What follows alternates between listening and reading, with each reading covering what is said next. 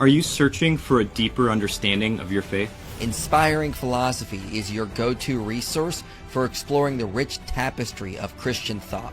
From biblical archaeology to philosophy of mind, we dive into the topics that matter. Our content bridges faith and understanding, offering insights into God's existence and the reliability of the New Testament. Join a community where faith meets reason and discover the answers you've been seeking. Inspiring Philosophy, where faith meets understanding.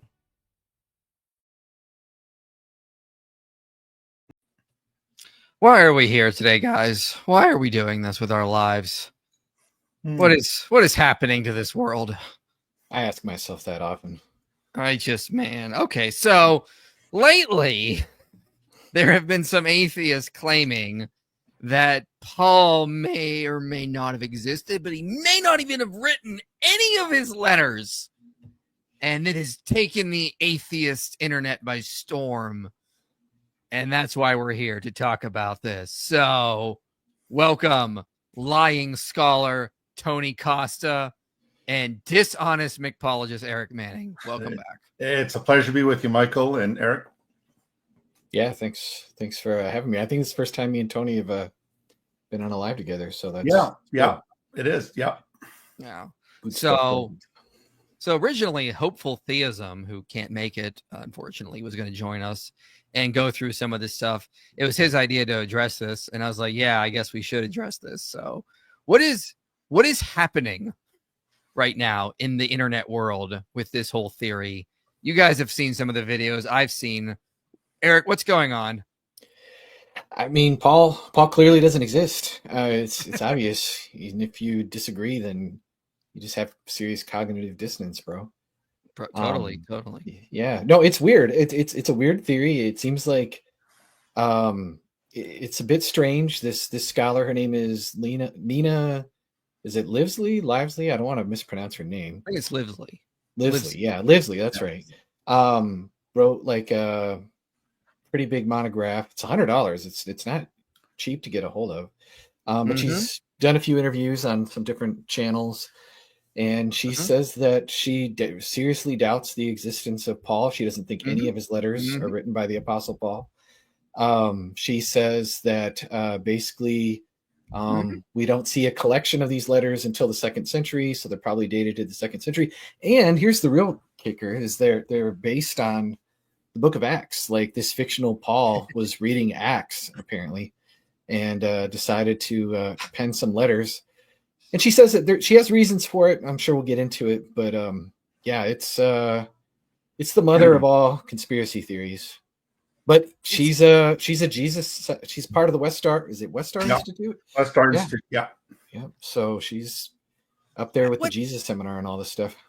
Tony, you're a real scholar, even though you're clearly a lying scholar because you believe in Christianity. There's no reason for scholars to believe Christianity is true unless they're dogmatic or lying. We all know that is true. So what is your take on this? Didn't you write your dissertation on an aspect of Paul?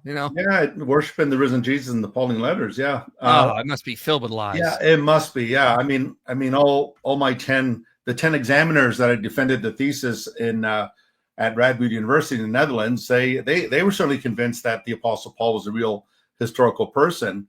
I just find that Dr. Livesey, I mean, when you look at the West Star Institute, we all know about the Jesus Seminar, and we know that they came out with the book, The Five Gospels, and they said that Jesus only spoke less than 20% of what is attributed to him. And in the Lord's Prayer, the only words Jesus spoke was "Our Father." That's it. That's all we know. And it was all, as you guys know, it was all voted on by colored marbles.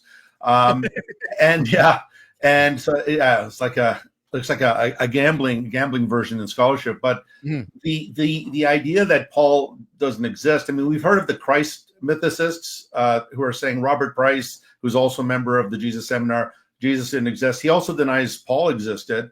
But this is she's not the only scholar that's denied Paul's existence or his letters. But it's not surprising that you when you deal with the Jesus Seminar, you're dealing with a very hypercritical group of scholars. Hypercritical. And so, like Robert Price, I mean, he's denied Jesus existed. Now he denied Paul existed.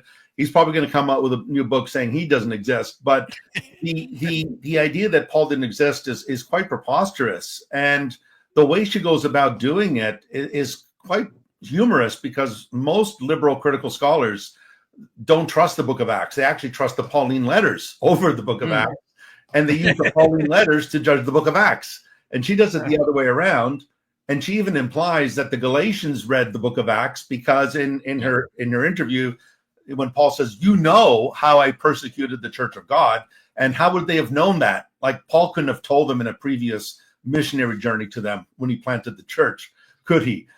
They must have gotten it from the book of Acts.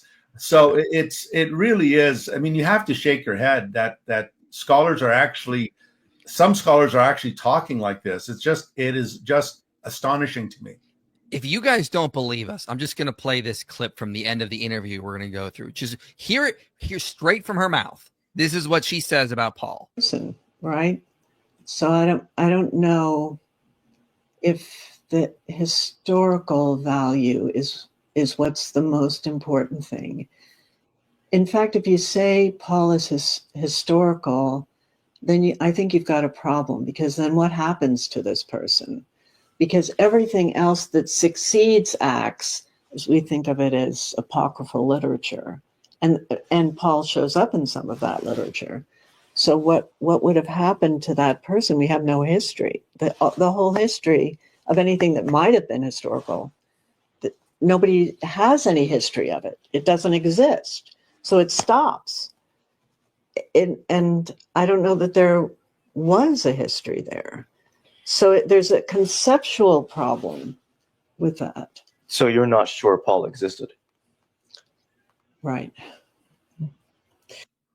All right, there you heard it, folks. We didn't make this up. I mean, there she is saying it. We're not sure Paul existed. Who knows who wrote those letters? I mean, obviously, there was this clever forger who wrote letters from the Marcionite school. From the Marcionite school. Like, it's what is her actual? I was confused. I listened to that interview. I listened to another one.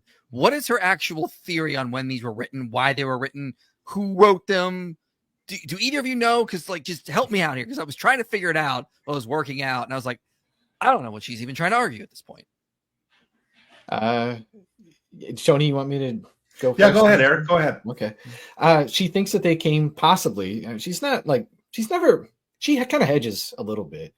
Mm-hmm. But I think for all her hedging, I think she really does believe this stuff. I think she's just trying to kind of sound more scholarly that way. I'm not trying to psychologize, but it's just a guess there. But anyway, she thinks that they probably came out of a Marcionite school of early Christian Marcionites, which aren't really Christians at all, obviously. Mm-hmm. In the middle of the 2nd century. That's when she thinks these letters came about, because she thinks Acts came about in the 2nd century and that it's dependent on Acts, which is crazy. Because usually even a lot of like skeptical New Testament scholars like Bart Ehrman will say, like, no, I think there are discrepancies between Acts and Paul's letters. So they're not dependent. They clash in certain places.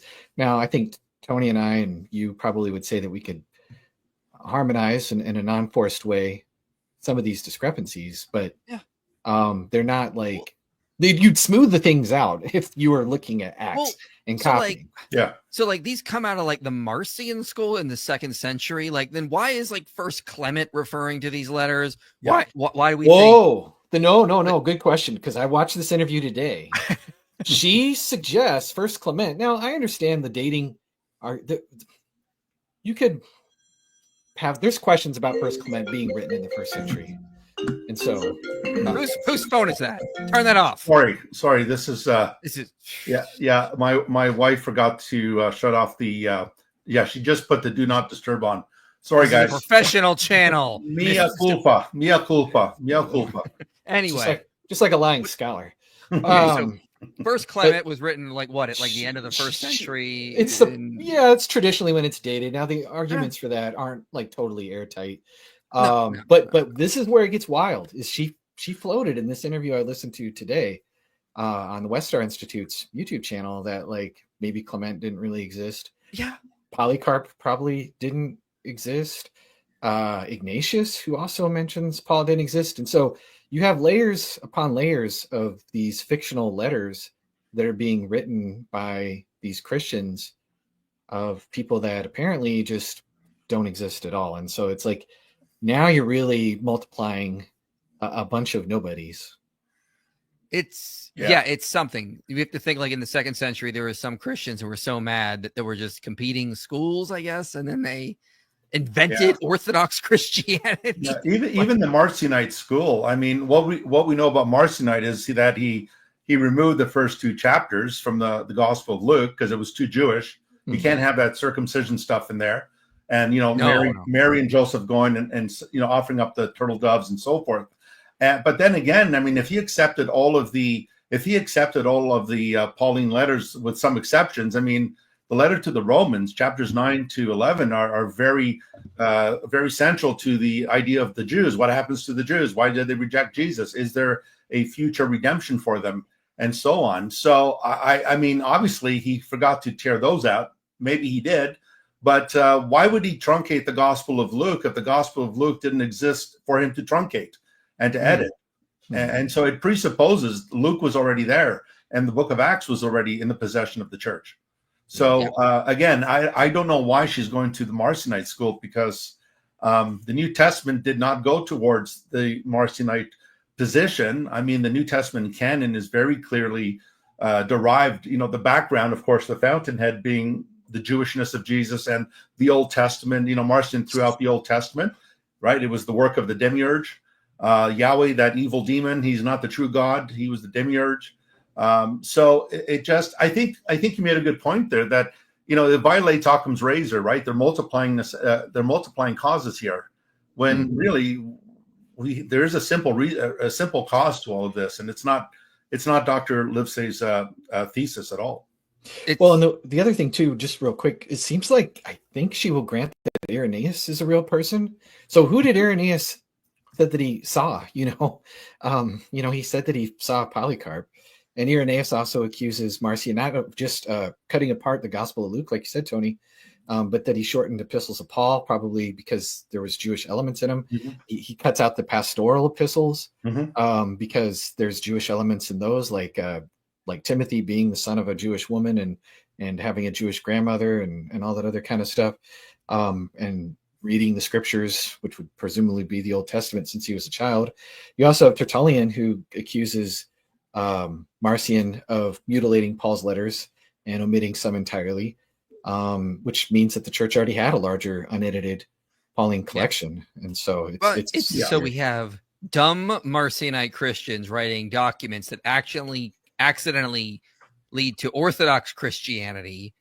I mean, this is just a wild theory, man. I mean, there are so many issues here. So we're going to get into that video a little bit more, look at some of her actual arguments. But first, we'll get to some super chats here.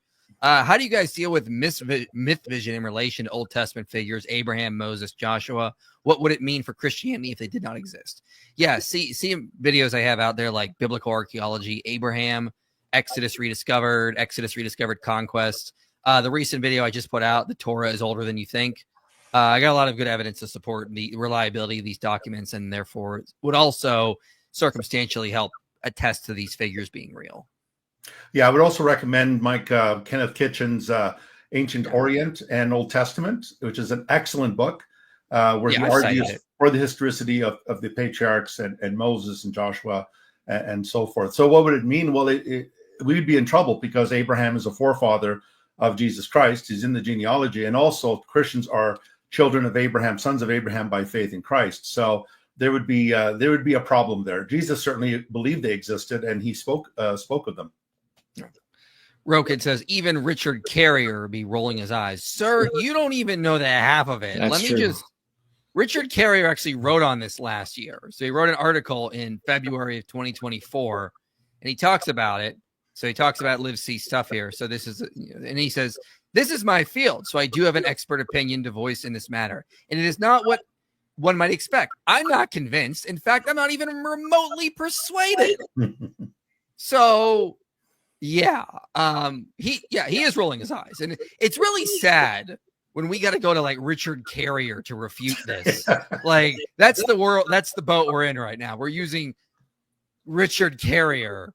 Now, obviously, I think Carrier is just dismissing this because his pro-Christian bias. You know, the same thing that apparently Bart Ehrman has for not accepting the Jesus myth nonsense. He's got that. Carrier's got some of that pro-Christian bias right here, and that's why he won't accept this, obviously.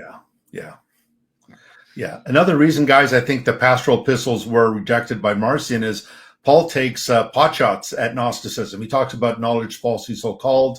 And so he makes these potshots at this type of Gnostic thinking. So that's another reason I think Marcion disliked the pastorals. Yeah. Just so you know, Tony, some people are saying there's some echo coming through your speakers. Oh, okay. Yeah, wasn't sure if you got headphones or something you could put on. Okay. I don't, but maybe while you guys are talking, I'll just mute myself while you guys are talking. That sounds good. Yeah. So. Will Bryson Gray debate you? I doubt he will on shore. He's been running his mouth saying Easter is pagan on Twitter. And I said, well, let's just debate it this weekend. And I'll if it happens, sure, I hope, but we'll see. So Apologia had a guest claim that the Christians killed Paul. Yeah. He's arguing from First Clement that Paul, who by reason of unrighteous jealousy endured not one, but many labors. So like jealous Christians killed Peter and Paul. And it's like, I was told we can't extrapolate too much from First Clement and arguing they were martyred for the faith, but now we can extrapolate and know there was this Christian war going on when they killed Peter and Paul. Like it's absurd. It's absolutely absurd. There's no evidence for that beyond vague speculation from minimal data. Mm-hmm. And then we're told we're the ones who believe in things with not enough evidence. Yeah, it's bad, man. We have evidence for Paul. We have more evidence for Paul than Alexander the Great. And these historians only seem to care about it when it supports their beliefs. Now, to be fair, most historians seem to be rejecting this nonsense. But I mean, yeah, we have actual letters written by Paul. I don't think we have any of surviving documents from Alexander the Great, as far as I'm aware. You see, she's debunking that Paul existed from Dawa Troll. Thank you. Yes, for sure. So who corrupted Christianity? I guess it was the Marcionite school, and the Gnostics did it. That's what it was. It's the Council of Nicaea. They're just going to revert back to that. Did it all. Yeah, they took that book out of the Bible. Dang it. Genuine question. How is the idea of a multiverse not more ad hoc than an intelligent designer? I genuinely can't find any sort of evidence for it. No, you're right. It is. And multiverse is more ad hoc than intelligent designer. This is Richard Swinburne's point when he's written about this. So for sure. Tony, why didn't you answer my call? Says Dawa Troll. Yeah, I think he's just joking there. He said, good to see you. I think he's just ribbing me there. I think he called you and you didn't answer. That's kind of rude. A little rude there. I don't know what you were thinking. Irenaeus made it all up. Maybe that'll be the new Paul for the Muslims. They'll just blame everything on Irenaeus. He corrupted it. Well, he named all the Gospels too, obviously. So yeah, for sure. With his magic pen. Yes. I purpose the theory that IP doesn't exist. I don't. Have you guys ever seen me in person? I'm an AI generated by the CIA to psyop you into believing Christianity is true so that, Zondervan can sell more Bibles. It's all part of the evil plan. That's right. It's working just perfectly. It's going back to the Jews somewhere. It's obviously everything's the Jews' faults. After a long day of work, I'm thankful that I get to listen to you guys on M6 way home. Thanks for all you do. You're welcome, Joe. Thank you for joining us. Even if you're up there in Canada, you're still welcome here.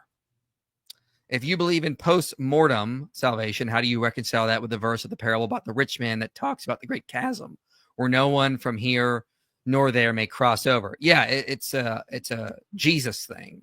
Jesus can cross the chasm, but we can't. It's just the same thing. So, okay, let's get to some of this video here. And we will dive into this whole issue of Paul existed. So let's just say Dr. Livesey is not the most charismatic speaker.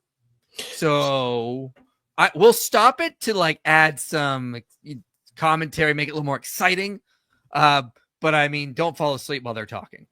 I think she can cure insomniacs for sure. She can cure for sure. She's definitely there. Or after the composition. To put my thesis out there. When do you date the Pauline epistles, before or after the composition of the Gospels? Um, Come on. You can do it. well, Come on. once I realized, or I was getting quite convinced that the letters were not genuine, something important happened there, because those authentic letters are in the mid first century. They're dated there. They're placed there. Right. So once I decided they're not genuine, I could let go of that mid first century.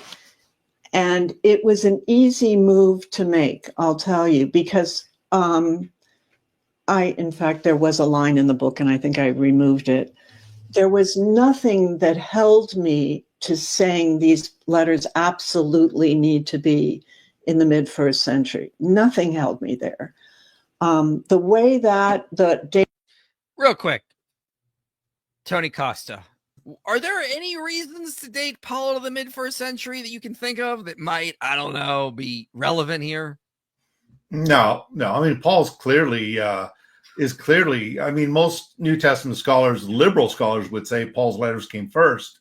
I mean, you look at 1 Corinthians, it's dated to the 50s, 50 AD. And there he talks about, we have Easter's coming up soon. He talks about the witnesses to the resurrection. And he mentions Cephas. He mentions James. He mentions the 500 witnesses. I mean, he's talking about creedal information in verses 3 and 4 of 1 Corinthians 15 that he received, presumably from the apostles in Jerusalem, according to Galatians 1 and 2, and then he's passed on. That's very early material that Paul is quoting there. And so I cannot see why she would think that Paul's letters are much, much later, or, forged much later, even into the 2nd century. The internal evidence of the letters suggests that Paul is speaking from a first century position. He doesn't mention the destruction of the temple in AD 70. So presumably it's pre-70 AD for sure. So the internal evidence itself, I think, mitigates against Dr. Livesey here. Well, yeah. You also have, for example, like in 2 Corinthians, he's mentioning this king Atreus, I believe is how you pronounce it. Aretas, the fourth.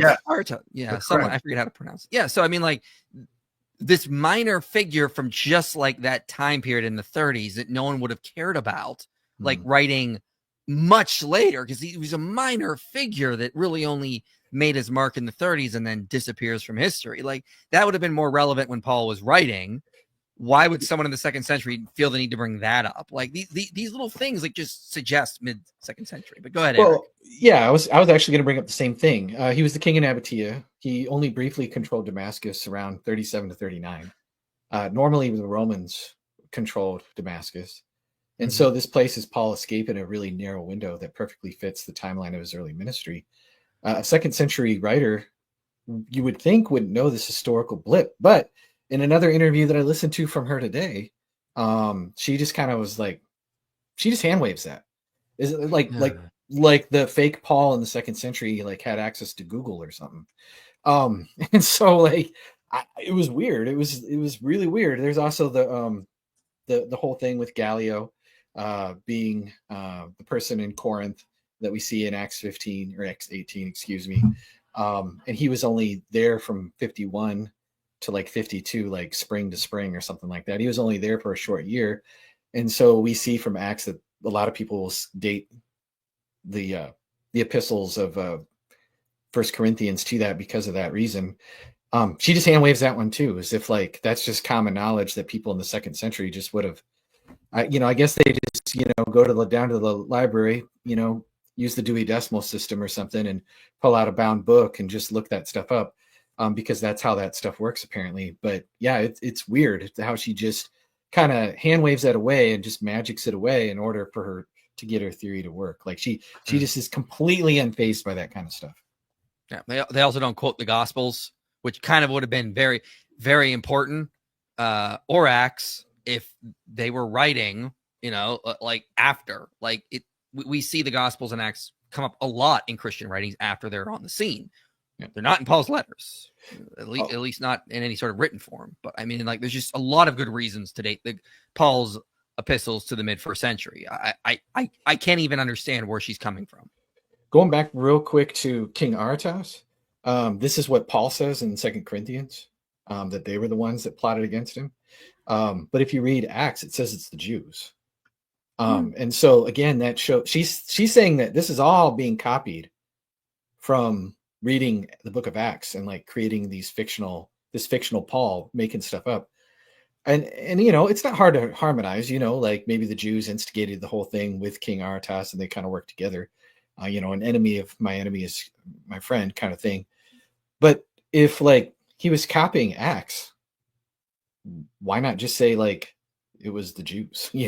Why bring King Aretas in there to begin with? So there's that kind of tension there. So it's wild stuff, weird. Wild and weird stuff. Yeah, Go ahead, Tony. Acts 18. You have the expulsion of the Christians by Claudius, the emperor, Roman Emperor Claudius, and Luke mentions there that's where Paul met Priscilla and Aquila, and he talks about they were expelled from Rome, and we read about that outside of the New Testament that he basically threw all the Jews out of Rome because they were making a commotion over this Christus guy. And so again, the author is speaking of something that he's very well aware of, and an event that is attested outside of the book of Acts. Yeah. Dating of mid-1st century comes about is internal, the internal references of the letter. So it's insular. And we all know that authors can write about Babylonia and be in the 20th century. So you're not going to say those. Like I just said, she could just Google it, like in the 20th century, like apparently, like fake Paul, the Marcionite guy is just like, yeah, man, let me get out my smartphone. I chat GPT. Can you tell me who was the ruler of Damascus between 37 and 39 AD? What do you guys That's think? like so ultra specific. Yeah. Like, what is going on? Anyway. Powerful stuff there. Powerful. The composition of that piece took place in the Babylonian Empire. So we know that internal dating, it cannot be the final determiner of a text of literature, and the same is true for letters. So once I got freed up of that mid-1st century, then I could look at some of the references in the letter. And of course, the Paul of the letter knows about the passion, Jesus Christ on the cross, crucified. And then for me, the knowledge of that would have come from the Gospels.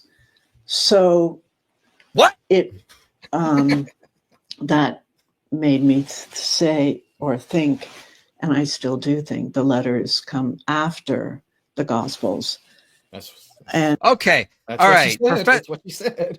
Okay, so let me get this straight. Paul talks. Okay, Paul talks about Jesus being crucified and all this stuff, and the only place he could have gotten that from, or this forger of Paul's letters could have gotten that from, is the Gospels. There's nowhere else this stuff could have come about. That's the argument, ladies and gentlemen. That's what we're dealing with here. That's the argument. Painful. Help me out, Tony. Is there any other place you can think of where they could have gotten that from? The apostles, the early followers of Jesus that connected with Paul, like Peter, when he went to visit Peter and spent 14 days with him, and C.H. Dodd said they were not talking about the weather for 14 days. Clearly, clearly the forger in the 2nd century knew that, so he made that up in Galatians to account for that. It's crazy. Well, guys, you also know that a number of the gospel. I mean, Luke is a letter. If you look at Luke's gospel and even the book of Acts, it's addressed to Theophilus, and so it's in a letter form. And then you look at the book of Revelation; it's also in a letter form. It's to the 7 churches of Asia Minor from John. So to say that the Gospels are different from the letters, I mean, Luke and Acts and the book of Revelation are letter form Gospels. Yeah, it's a weird argument. I mean, I feel like the simpler explanation is just simply like, it was well known that Jesus was crucified. That's how Josephus knew about it. So that's where Paul would have gotten it too, from just it being a well-known historical fact. I feel like that's a much simpler explanation than thinking that they were so stupid they didn't know how to talk about Jesus being crucified. They had to get it from the Gospels. I mean, you can just say the opposite. Maybe the Gospels got it from Paul's letters. Like, Exactly. why is it not going that way? Why does she have to say it's this way? There's just unexplained stuff there. Wild stuff. Yeah, wild stuff. Absolutely. Let's get back into this. Absolutely. I'm really feeling stronger and stronger daily almost on this, that the letters need to follow Acts. They're derivative of Acts. So I think what we have is there's at least one gospel. It may be Marcion's gospel. And then we have Acts. Yeah. You know, Marcion's then, gospel came first, you know. That's like, a weird thing I've been hearing too. Like, the people have been saying, well, maybe Marcion's gospel is first. How would you even speculate that if we don't even have a copy of what he mutilated from Luke? But now we're hearing this crazy theory that, no, that one may have been first, guys. The one we can't even check. The one we can't check on, that one was first for sure. Yeah. Yeah, definitely. Absolutely. 100%. Love it. Absolutely love it. Remember, Michael, the Jesus Seminar also thinks the Gospel of Thomas was first century. Oh, yeah. Even though it quotes from the Synoptic Gospels and the Gospel of John. So I mean that took me for a loop when they first came out and announced that if you read the 5 Gospels published by Robert Funk and the others, they include the Gospel of Thomas with Matthew, Mark, Luke, and John as if it was on par with them from the first century. I think they're just competing with themselves on what kind of weird thing that they could spin. It seems like they're getting to that point now. It's like there's a new scholar that really wants to make their mark, so they got to come out with something crazier and crazier until we get to where we are now. The next person is going to come out going, Matthew wasn't written until the Council of Nicaea, guys. Like, you'll see that'll be the next one. we have Acts, and then we have the letters. I think that's how it needs to go that way.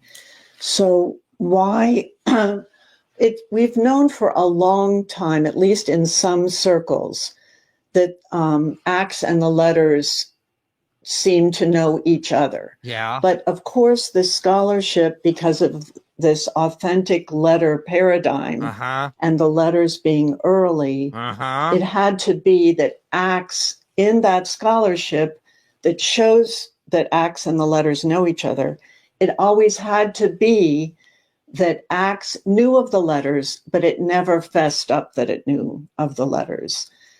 And there's been some very good scholarship. Okay, all right. So basically, like, they're super, super, super sneaky and clever and all this other stuff, and it never fesses up. It's the clever forger. And at the same time, like, they bumble around, they kind of make mistakes with, like, Paul's conversion to where, like, you know, it's a very famous alleged contradiction that Galatians chapter 1 and 2, or well, especially 1, contradict Acts chapter 9. Because there's like 3 whole years that go missing. Paul's in Arabia. In Galatians, there's nothing about Arabia. Again, we think these things can be, you know, plausibly harmonized, but it's just like it's like, here's some guy pretending to be Paul, and it's like, you know what? 3 years in Arabia and like, and all this other stuff going on. Nah, you know, like let me add that in there for some real dramatic flair and effect. Like, what are we? Well, it's like what I argued this a while ago. Like, some people were trying to claim the Gospels were based off Paul's letters, and I'm like, if that's the case, why did they argue like from 1 Corinthians 15 and make up this appearance to Peter, this appearance to James? Like, why aren't they doing that? Same kind of logic applies here. If Paul's letters are 2nd century, based off of Acts, you're going to go through and you're going to be like, hey, they went to Macedonia, letter to Macedonia. Hey, they went to Athens. That's a popular city, letter to Athens. All right, now we're getting none of that. We're making up stuff that doesn't show up in Acts, like this visitation to Arabia. visiting with Peter and James in Jerusalem. I mean, like, there was much better fiction you could have written if you were going to make this stuff up. I mean, like, what is going on? Like, Philemon? Like, who's Philemon in Acts? Like, come on. Yeah, I mean, it sounds, it sounds like, honestly, again, I don't want to commit ad hominem, but it almost sounds like she's trying to put something out there that's going to sell, that's controversial, and it's going to sell. Like what Bart Ehrman did with his books on, Jesus Interrupted and the Orthodox corruption of Scripture. He knows those variants have been always acknowledged by Christians. We know about the longer ending of Mark, the pericope adulterae, the woman caught in adultery, the comma Johannium. We know about these things, but he puts it out there. I think Daniel Wallace once put it best. He says that Bart Ehrman wears two caps, one for the academy and one for the popular culture. For the popular culture, it's like, oh, did you know there's these variants? The New Testament can't be trusted. They deliberately changed the text of the Gospels. And in academia, it's like, yeah, so what else is new, Bart? We've known this for at least 600 years of academic study of the New Testament. So, yeah, it's definitely a crazy theory. Well, by Bill Walker, for instance, his exegesis, almost scientific, detailed work to show that there's even linguistic parallels between Acts and the letters, and certain incidents that really show that Acts, and in Walker's view, Acts must have known the letters. Okay, linguistic similarities between Acts and the letters of Paul. I don't know, maybe because Paul and Luke were friends. I just have a crazy idea that could be weird. The easier explanation than the clever forger of the 2nd century making up Paul. Or no, Acts. It's got to be the way her theory is. Acts makes up Paul for reasons. Then someone comes along later, another forger, and is like, I want this made up character to also have written letters to certain minor or non-mentioned or places and people not even mentioned in Acts. This sounds like a great theory. This makes total sense. Well, in 2 Corinthians 11, where he's like, it's like the cranky Paul needs a nap and he's upset with the Corinthians letter. And he talks about all the stuff that he's suffering. And he's like, 3 times I was beaten with rods. Once I was stoned. 3 times I was shipwrecked. A night and a day I was adrift in the sea. Okay, why is he listing 3 different shipwrecks? Acts mentions one, and it happens after this letter. And then why say 3 times beaten with rods when Acts only records one instance when he's in Philippi? Why not use these storytelling material if you're allegedly building Paul's image from Acts? And so instead we get like kind of some natural dissonance because they're, I don't know, maybe like real letters. Because, Eric, it's because the clever forger knows that's what you were expecting. So they got to make up other things. Yeah, they got to let it seem more authentic because it's all part of the clever forger for sure. So it's 4 shipwrecks, really. That's what the audience will really know. Mm-hmm. Sounds like a Monty Python skit, really, when you think about it. And yet, guys, the church accepted 13 letters of this guy called Paul, almost half the New Testament, 14 if you think Paul wrote Hebrews, which the Eastern Church did. And yet, the New Testament canon is comprised of half of its content is from this guy from the 2nd century. It just doesn't make any sense. It truly is ludicrous. Yeah. In order to talk about various things like the Jerusalem incident and things like that. Okay, so the Jerusalem visit. Hold on. Real quick, because he's borrowing Galatians. Like you know this story from Acts, guys. Come on, you fake Galatians. You know that Paul was this persecutor and all this other stuff. Hint, hint. And she talks about the Jerusalem incident. Well, Galatians 2:1-10 is a private meeting with apostles 14 years after his conversion. Acts 15 is a public council. They're not the same visit. People will try to create biblical scholars of more of her variety, the skeptical kind, will try and use this to create a contradiction and say, like, look, you can't trust these narratives. And Galatians is written by Paul, so this is like the real thing. And they're clearly not the same visit. A forger, you would think, would have tried to match Acts 15 like way more precisely. Galatians omits details, includes details that Acts omits, like Titus being uncircumcised, which is interesting because Titus isn't even in the book of Acts at all. And it omits key events from Acts, like the Jerusalem decree, which is a dead giveaway that this isn't, any kind of harmonized fiction. And so, again, it's weird. Like, if you are copying Acts, you have Acts as your template, you're not going to create this other thing that is going to be confused with this council. You're going to try and make it match the actual council, at least somewhat, instead of it being this kind of more clumsy kind of thing. Yeah, I agree. Yeah, let's keep going here. One of the things, once you let go of that paradigm, then you start asking yourself, well, who's Paul? How do we get Paul? If they're not real letters and there's no first century Paul who wrote those letters, then I had to ask myself, well, how do we get Paul? And that's where I turned to Acts. And Acts is very strategic with Paul. The first part of it is Saul, and then he has this transformation. Well, he has the transformation in Acts 9 where he still remains Saul. But then in Acts 13, when you see the conversion of this fellow Sergius Paulus, Saul also is called Paul. So I feel that we get Paul from Acts. And that's how we know of Paul. Okay, so again, she's not even positing a clever forger. She's positing a collection of them. You have to have someone like, I'm going to make up a Paul guy in Acts.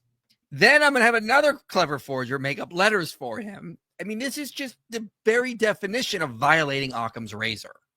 I don't even know how she can put this out and pretend like this was a good idea. Yeah, like Jewish people didn't have more than one name. Like, Thomas wasn't called Didymus. Jesus had apostles with Greek names like Philip and Andrew. and we think of Israel, Jacob. I mean, why couldn't Paul have a Hebrew name, Shaul, Saul of Tarsus, and being a Roman, why wouldn't he have a Roman name, Paulus? So I don't see what the mystery is here. She's making it sound like she just discovered plutonium.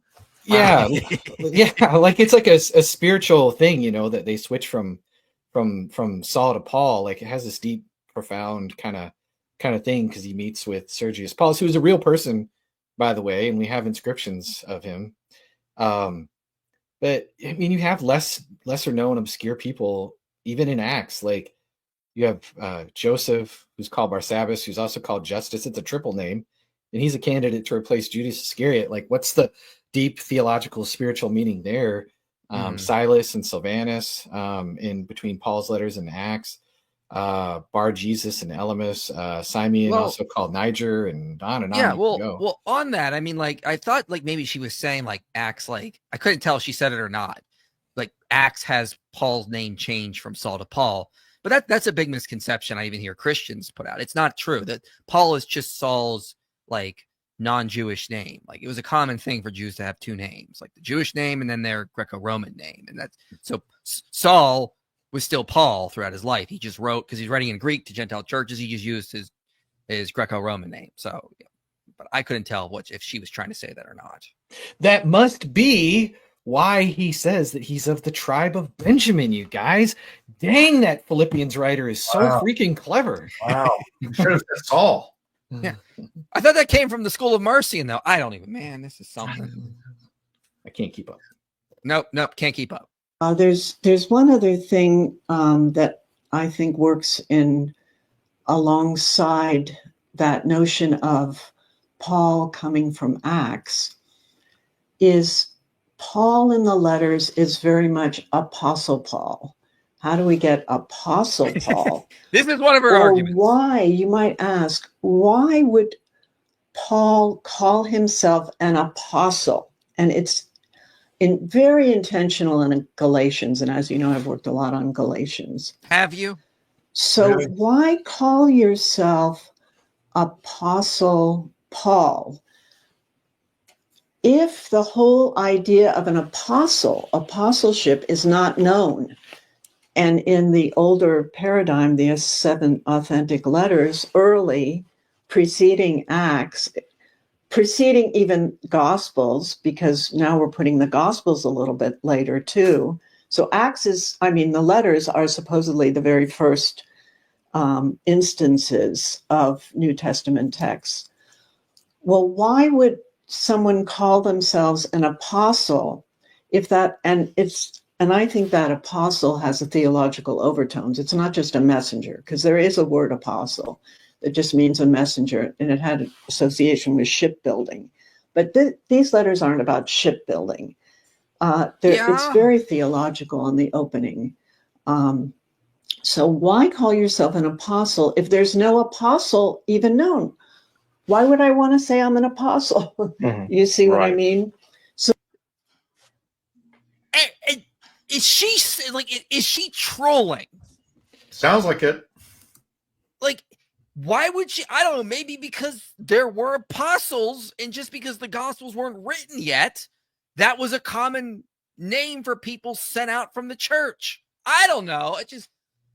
She's making like a molehill into a mountain with this idea. Like, oh, he calls himself an apostle. The only way he would have done that is if some clever forger had read the Gospels and seen there were apostles, and now we have to turn Paul into one. Like, I don't know. Maybe it was already just an early church thing. This is hyper skepticism. This is unreasonable skepticism. Yep. They're so skeptical, they're proving Proverbs true. Professing themselves wise, they have become fools. Yeah. And Paul answers that question, 1 Corinthians 9:1, am I not an apostle? Have I not seen Christ Jesus the Lord?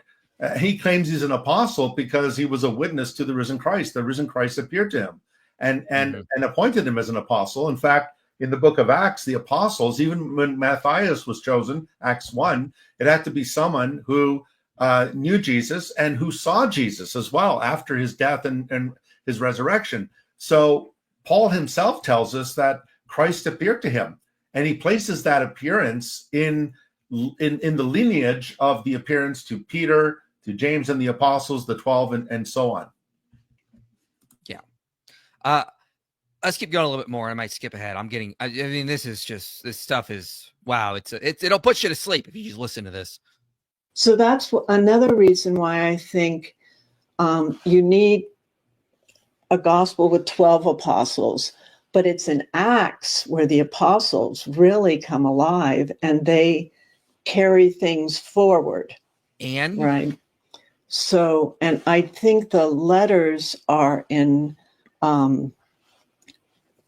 friction, or you might say contention with Acts, because in Acts is careful to not really dub Paul an apostle. There's one verse in there that maybe suggests that he was an apostle, but I think it's a little dubious whether Paul and Barnabas are apostles.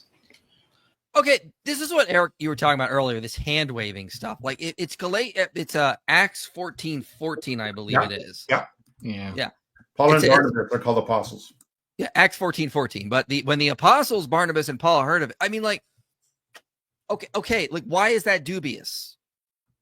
I don't get the point. Like, what you would think this would help her theory. Like, why is Paul being called an apostle? Well, because Acts calls him apostle, and the letters are derivative from the Acts. But like, her theory makes no sense. Here's something that could actually help her theory, as crazy as it is, and she's saying that's, I don't know about that. What? Yeah. And in Acts 13, Paul is called a prophet. He's among the New Testament prophets as well. Yeah, I mean, so why not write the letters with prophet and apostle Paul? Prophet Paul of the tribe of Benjamin. The new Shahada. La Paulo Abdul Rasulullah. Paul is the messenger. Uh-oh. All right, let's get some super chats here. Getting us in trouble, Tony. Hold up. Wow, She's guys are skeptical of coming after us. Saint Ignatius's existence. James White is leaping for joy somewhere.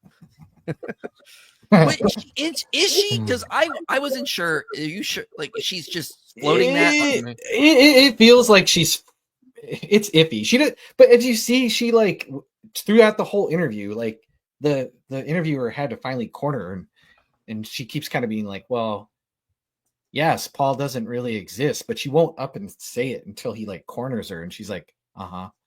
And so like she seems to be toying with it. She definitely seems to think Polycarp is fake to me. And I think Ignatius and Clement too, she thinks they're dubious. Marcion was authentic. Marcion existed. Okay, Yeah. sure, yeah. It's just like this is again hyper skepticism, and then you push these incredibly weird theories that have little to no evidence. But then we Christians believe in things without sufficient evidence, and I'm like, look at this. Like you'll entertain this, but we're the ones who hold to crazy theories. And She says enough evidence. She says in the other interview, basically that we don't have sufficient evidence that Paul wrote these letters because we don't have any external evidence. Oh, that, let me that put that Paul up. exists at all. Yeah, like yeah. Here's one point here where she says that I found this here. Yeah, Paul is said to have been in touch with or engaged with this real person, Gallio, also a mid-first century Roman figure. And another passage in 2 Corinthians where Paul is put in touch with, the Apostle Paul is put in touch with a governor to King Aretas. And that there was a King Aretas, and you can date him to the mid-first century. And we can do that, right, guys? Because we've got Aretus's letters. Like he's clearly like that's a good. We have letters and writings from him, right? Yeah, but we know he existed, even though we don't have secondhand sources and all that stuff. I she could probably start to doubt Josephus's existence by the same kind of thing. Like, who else talks about Josephus in the first century or even 50 years after he's dead? Like, you just have Josephus's writings. So Josephus is clearly probably of the school of the who knows what, I don't know, the Ebionites, the Ebionite Caesar butt kissers, the Therapeutai, maybe the Therapeutai. Yeah. But without additional corroborating evidence of a figure Paul in those locations at that time, or in association with those particular historical figures, actual historical figures, the evidence either within Acts or alone, I should say, the evidence alone, either within Acts or in 2 Corinthians, is insufficient to prove the historicity of this figure, Paul. I like the guy like nodding, going, "Oh yeah, exactly." Dude, the guy in the video, the glaze is crazy. Yeah, he just glazes that whole thing. He's got a window in front of him, probably. Yeah. Terrible. I mean, like this is what I've said before. A lot of these skeptics of Christianity or the Gospels are hyper skeptics. The Gospels, Paul's letters now, are guilty until proven innocent. Yeah, Paul seems to be hanging out with these real people and mentioning these real people, but that's not sufficient. We need external evidence. I need an ancient video camera recording Paul handshaking these people, and that's the only way we could ever confirm this stuff. It's like the hyper skepticism, man. That's what this is. It's not reasonable. Yep. You could parody this and explain away the existence of Philo or Josephus. Just classical history. Just throw it in the trash. You definitely could. You could. Hold on. Let me put this up. I'm gonna go to my channel here for a second. Because we just did this the other day to really just mess with. We're imitating Dennis MacDonald here, and as you can see, we demonstrated shocking proof that the Greek historians were all fiction. They imitated Homer, Thucydides, Polybius, and Herodotus, they didn't really write those histories. They were just imitating Homer, guys. And so we went into that. So yeah, That's right. you absolutely can parody this. How do I know? I've done stuff like that to show how crazy this stuff is. Yeah. Yeah, it deserves one of the homers. Don't. That's what we need here. Yeah, they need. Yeah, on that, let me put up this quote from Bart Ehrman. So this was sent to me by Hopeful Theism. So I thank him for getting this to me. He said, "I've never heard of her or her book until another grad student mentioned her to me. I can't imagine that serious scholars of antiquity will take it seriously, but I haven't seen her argument. Whatever it is, it seems like you could make it for most any ancient author. How do we know Plato existed or Josephus? Now that I think of it, do we even know if she exists?" Yeah, exactly. Sometimes Ehrman just has like the most perfect quote, despite being wrong on so many things. It's like Homer and Bart Simpson. Okay, There you go. that's what we're doing here. Yeah, it's just insane. Like she'll say King. What is it? What's King? Say the name again, Eric. Artas, Always- Aretas. Artas. Yeah, I always forget it. that stupid name. Artas. Yeah. She'll be like, yeah, he obviously existed. We don't have any of his writings. Like, I don't understand why she's not. But then she'll turn around and say, yeah, Paul didn't exist. He's mentioned externally somewhere, so that's good enough, I guess. I guess so. Well, why isn't she not a full-blown Jesus mythicist? Who the heck is going to mention Paul outside of like Christianity? Yeah. Who is going to care about some wandering vagabond Jew preacher? Yeah. Like it's not like he was like, running for Caesar or something. Yeah, I don't know. And make up stories about him, like the Acts of Paul and Thecla, for example, right? Or 3 Corinthians. Why make a forgery about someone who never existed? How can you even sell off a forgery of someone who never really existed? Right. That whole guy who wrote 3 Corinthians he was defrocked over all that. Let's get to this one here. Thank you, Testify, for helping me be a better Muslim, says Dawa Troll. Inshallah. Powerful. Blah, blah, blah. Yeah. Alhamdulillah. Wish I could watch now. Even so, vaya con Dios. Hope I said that right. Ezra inscribed the Paul letters. Ezra corrupted the New Testament and then hid behind Nicaea's guaca tree. This is why the Jews worship Ezra, according to the Surah 9. Yes. That's sure. hadith. Powerful. That's a good hadith there. Yeah. Powerful. It was easy to disprove Paul by simply thinking it. Yeah, that's what we do here. Just think it. Paul is disproved. There you go. It's the hyper skepticism I talk about. What do I want to be skeptical of? Well, I'll just this fact here. Now I'll just set the bar of evidence beyond any sort of reasonable expectation. It'll be a total double standard. I won't apply it anywhere else. And then I'll be like, well, I'm just being a free-thinking skeptic. I'm just following evidence that fits my rhetorical goals, all that stuff. While Paul was persecuting the Christians, he shouted, "I will humiliate you." Jesus appeared to him and said, "You're finished, boy," and blinded Paul with the eyes of the leather strap of the anus. Uncorrupted Injil.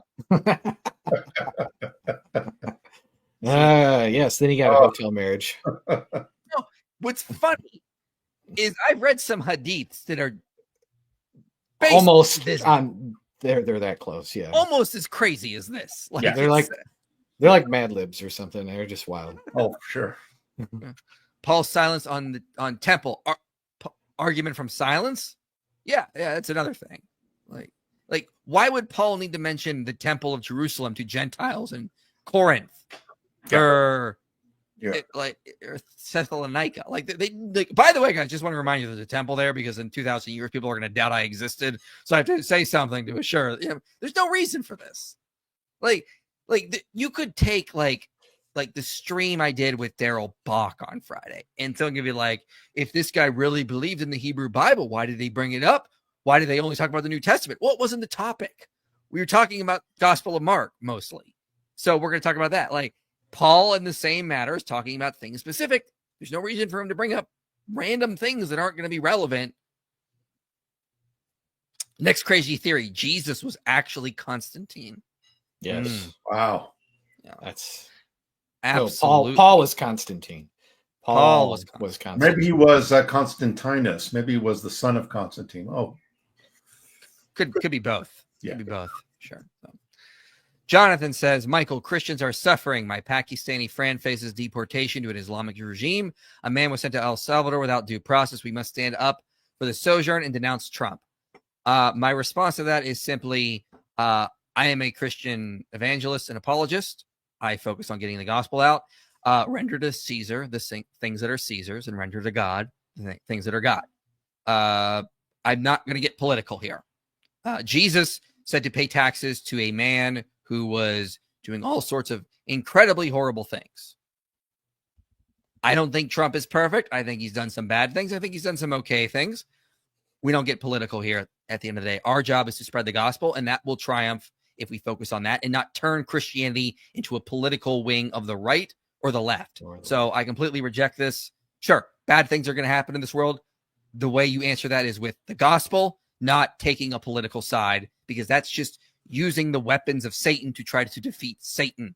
Okay. Jesus didn't do that. And let me say, as a Canadian from the 51st state, that I agree with you, Michael. Yes, and you will be the 50. No, sorry. We've actually had a meeting down here recently. You're going to be the 52nd state, just behind Excellent. Greenland. Inshallah. Inshallah. Greenland. Firstly, what are each of you guys' fave Old Testament Bible story? Also, I don't know if IP has seen The Chosen yet, but season 5 is looking insane, asking if Erik or Tony has seen it. So I tried to start watching The Chosen like this week. I made it through 2 episodes. I will try to start watching it again. It was kind of boring. The entire second episode of season 1 was like, we're going to have Shabbat dinner. That sounds great. Let's go have Shabbat dinner. I'm like, could you guys go do some miracles or something? This is so boring. Yeah, I've stopped watching it because it brings up, it just, it's like the Hulk. It just brings out this incredible anger within me. So no, I've stopped watching it just for mental health reasons. Listen, when they start donating to this channel, I will endorse it. Okay. I like certain scenes from The Chosen, but I quit watching it a long time ago too. Right? There's certain parts of it where they just, to me, distort things really, really like gruesomely bad. Like they'll just nail it and hit a grand slam, like amazing scene, and then they'll just totally just. Well, I was going to say something. I won't use those words, but it's bad. So I don't like it. Favorite Old Testament Bible story? Boy, I don't know. I kind of like 2 Chronicles 20 when they're surrounded by 3 different armies and King Hezekiah prays, and then some prophet gets up and he's like, "Hey, it's going to be okay." And then they send the praise team out front, and the enemies get confused and they fight each other, and then they gather up the spoil. That one's kind of a weird one, but also kind of a fun one, and kind of a cool story about trusting in God in impossible situations. So, yeah, my favorite is Genesis 18, where Yahweh appears to Abraham with 2 angels, and I just love the interaction between Yahweh and Abraham, and just the way he condescends to his level, where Abraham in the end starts bartering. If there's 30 righteous, 20, what about 10? For the sake of the 10, I will spare the city. And so I think it's a beautiful story. He eats with them, and just that wonderful interaction, just the love of God in his condescension to us. So it's one that I really, really enjoy. Yeah, I think my favorite is still going to be the Joseph story. Either that or the Exodus. It's one of those two. Any stuff with that epic Egypt stuff is going to be awesome. So I think the Joseph story is just so cool because they sent us away to slavery, and then he becomes the vizier, and it's like surprise. It's like, I think it's just a really cool rag to riches story. I love how 99% of history is a single source, but that's true, Tim. I mean, then the hyper skepticism only applies to Gospels. I remember one time I wrote to Daryl Bach, and I was asked, because I was doing a video, you'll like this, Tony. I was doing a video because atheists were doing this weird idea where they're saying the criterion of embarrassment, that's not used out of New Testament studies. And I'm like, oh, okay. So I found an example from like China. I found an example from other sources as well. And I put them in there, and I wrote to Daryl Bach. I was like, hey, do you know of any other examples I can use? And he's like, we don't need other examples because those documents are not used in this hyper skeptical nonsense. And so I said, hey, could I just put this quote you said in the video? And he's like, yeah. It's I love Daryl Bach. Yeah. Hey, we know that the historical Muhammad exists because of Dika al-Kabi after the the D Wood Oh. debate there, where there's all the DL. errors in there. DL copy, that's right. Yeah. This video is full of crazy. Kip Davis. Very true. Very true. Very full of crazy. Yes. Richard Carey would be proud. He should be very proud of this channel and what we're doing here. Yeah. It's absolutely.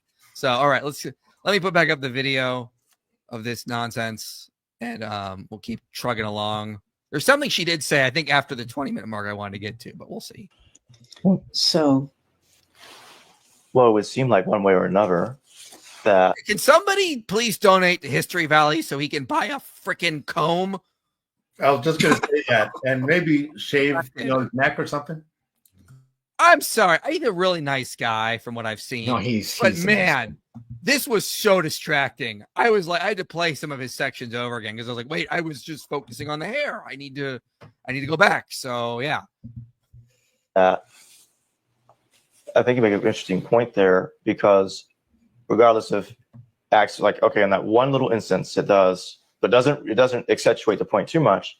But then you get the epistles, which do. Either way is building over Acts, is your point. And I think it's very interesting because I have wondered in the past, it's always creeped me out that Acts never mentions Paul's letters. mhm. And if Paul's letters were written before Acts, but the logic is Acts is independent of Paul's letters, then how do you know they existed before Acts? And even if they somehow did, where did Acts get its information from then? I feel like It creeps him out. Creeps him out, he said. yeah, it creeps him out. Yeah. Makes sense. Here's what I want to say on this. First of all, if Acts mentioned Paul's letters, they would just dismiss them in the hyper skepticism. They just be like, well, Paul may have written letters, but the ones we have are clearly not his. I mean, like this kind of nonsense. Or But it's an interpolation, a later interpolation. later interpolation, you can always find a way to make it work. But maybe, I don't know, maybe Acts doesn't mention Paul's letters because Acts was written early and Paul wasn't famous as a letter writer yet. This is actually probably an argument for the early dating of Acts, if anything, because Paul would have been an evangelist. His letters probably weren't famous until, I don't know, after his martyrdom, and then they were like, well, let's get his writings together and collect them, this kind of stuff. Like this seems to be a good argument for the early dating of Acts, not their ideas. Yeah, we got Paul under house arrest in Rome, Acts 28. James' martyrdom is not mentioned yet. James, the Bishop of Jerusalem, his martyrdom is not mentioned. That doesn't happen until about 66, 65 AD.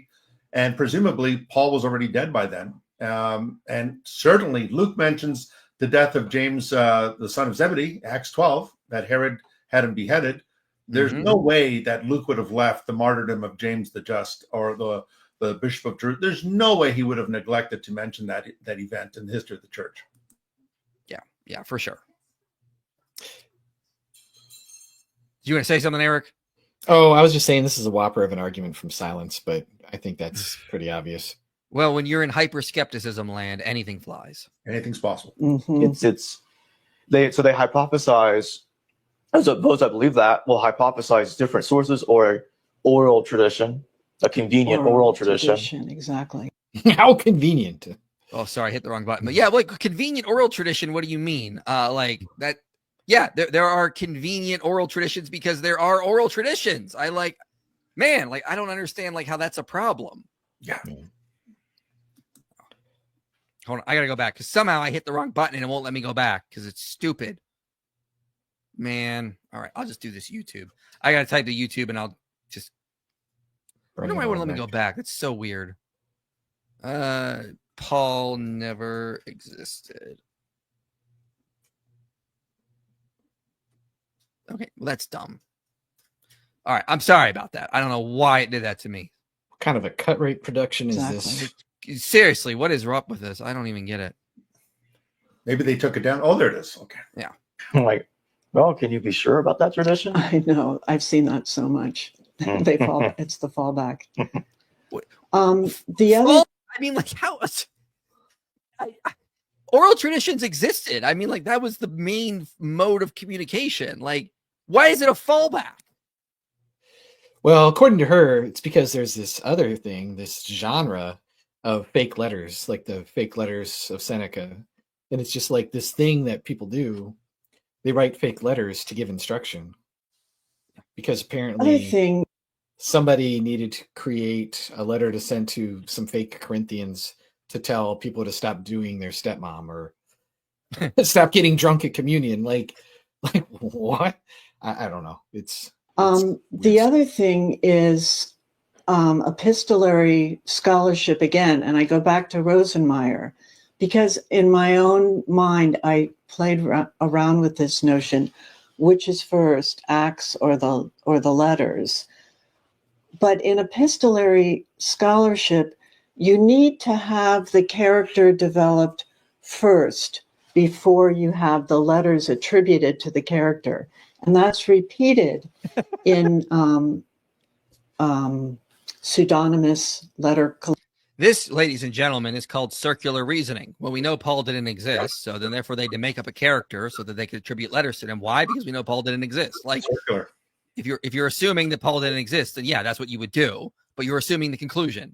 Like, Baking the man, question. like, Dan and I talk about this, how bad some scholars are when it comes to like philosophical methodology, and fallacies just fly left and right. Collections, which is what I think this is. No one would bother reading letters of Paul unless Paul already existed. And that goes for fictive. She said, did she just say the she just basically proved her point. Like, yeah, makes sense. No one, the Corinthians are to get a letter. Who's this guy? Probably didn't exist. Throw that out. Or factual characters. So Paul's got to be out there. Yeah, sure does. Do you see what I mean? Yep. For these letters to have any agency, Yep. any effectiveness. There's one other thing that's occurred to me more recently that I've played with, which I think has some credence. It looks like even in Galatians, that autobiographical section, which I've worked on a lot, which Galatians 1, where you see Paul say, "You've no doubt heard of my persecution of Jesus groups, and I tried to kill them," or whatever. I think it's Galatians 1:13. And you just kind of read over that, and you just, with the old paradigm. But how would we have heard of that? How would we have heard of that, Tony? How could we ever? Oral teaching. I mean, Paul knew the Galatians. They were willing to give him their very eyes. They knew he had visionary problems, and obviously he met them. He knew them, and that's why he's astonished that they're leaving the one who called them to the grace of Christ and turning to another gospel. So where would they have heard that from? From Paul himself. He would have, and his companions. They would have told them. You're forgetting that a clever forger just was trying to do that to make us think this was authentic, and that's just more reasonable than this idea that, you know, they had just known that as Christians there was this guy who persecuted and then had an astonishing conversion like that. I mean, that can't be it. No. Yeah. You know, but if you say, well, yeah, I would have heard about it if I knew Acts. So what I'm thinking is, are you thinking because pseudonymous letters are really the target of those are not the addressee, the internal addressee, they're external readers. So it looks like that statement is a nod to external readers, the buddies out there who might be hearing this letter or reading that letter. They're the creators. They're the gospel creators. They're the Acts creators. They're in this group of literary producers. So they have Paul say, "You've no doubt heard." It's like a nod to the guy in the audience who, you know, read that in Acts. It's just like the Easter eggs in the Marvel movies. Yeah. Acts was a New York Times bestseller. I mean, it was in Galatia. It was all over the place. And then he talked about going to Arabia, and the creators were like, "Wait, we didn't write about that. What's this a nod to?" And then they talked about all the other stuff that doesn't come up in Acts. And yeah, but this one is definitely clearly indications that the Paul's letters were based on Acts. I mean, like cherry picking much? Yeah. Cherry I mean, picking?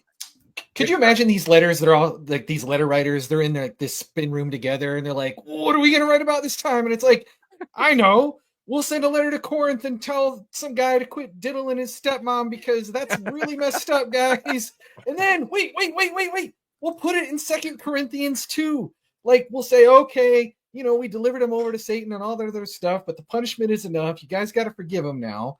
There's a moral of the story. We're Christians here and we forgive. And then we're gonna, like, I don't know, send a letter to the Galatians and say, stop it with this cutting your, the circumcision stuff. What are you doing? What are you doing? And like what is going on? These are so situational and so like weird, in a kind of way. When we really stop and think about it, we're like, it seems more like we're reading somebody else's real mail than like a bunch of people making up a bunch of stuff that apparently they got out of the book of Acts that doesn't match a lot of stuff in the book of Acts. You're just saying that because you're a dishonest McPologist, obviously. I mean, that's right. You gotta realize that. That's you're just believing this because you really want Christianity to be true. That's the same reason Richard Carrier is against this, guys, and Bart Ehrman. That's the only reason. 100%. Powerful. All right, let's get to some super chats because I need a break from the nonsense. Okay. IP, love your sheer intellectual humility. Thank you. Bro Cook, the sociologist, Phil Zuckerman. Thank you.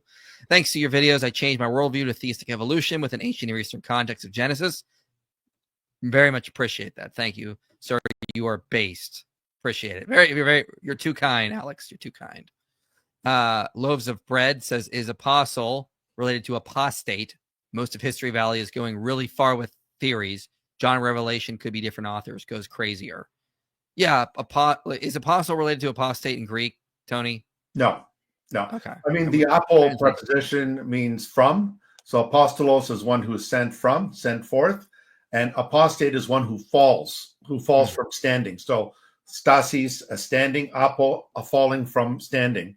So that refers to a falling away from the faith. Okay. What do you think of Dante's Inferno? I find his punishments to be horrifying and overkill. Yeah, of course it is. I mean, it's a medieval work. It's very interesting on the beliefs of the time, but I don't think it's a good representation of hell, purgatory, or heaven. And Muhammad's there too, according to Dante. Yep. Yeah. Well, I mean, obviously, I think that's accurate. I mean, yeah, it's a given. Yeah. I meant to ask because Paul doesn't talk about the temple's destruction and therefore before 70 AD would be an argument from silence. Would that be an argument from silence fallacy? I don't think so. There would be no. I mean, there would be no need for him to mention it. I mean, the Book of Acts mentions Paul going to Jerusalem.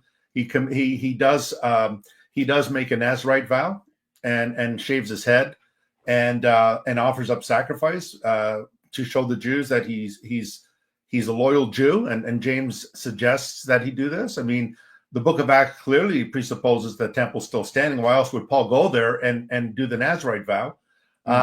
But in his letters, he's writing predominantly to Gentile Christians who would have no vested interest in the temple.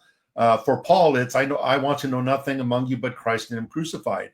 And so, I mean, in Colossians, which liberal scholars think are Deutero-Pauline, Colossians, he makes reference to the new moon, the Sabbath, the annual feast days, and how that has found its completion in Christ. And all of these things are a shadow, and which incidentally, the book of Hebrews uses the same Greek word to refer to the Mosaic law, which was a shadow of that which was to come in Christ.